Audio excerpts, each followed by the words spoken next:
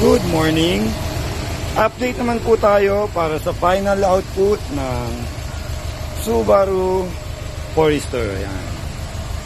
So, ayan na po yung final output ng T-Series 5000 warm light adaptive. So, sa mga gusto po mag-avail, just visit Pion Sonra, Mandaluyong. Ang address po namin is 124B San Francisco Street, Barangay Plainview, Mandaluyong City.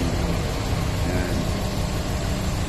Libre lang din po tayo dito check-up and installation, alignment. Yan.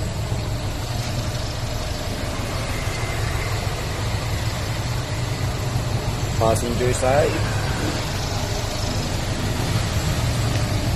And then, ito naman ang driver side.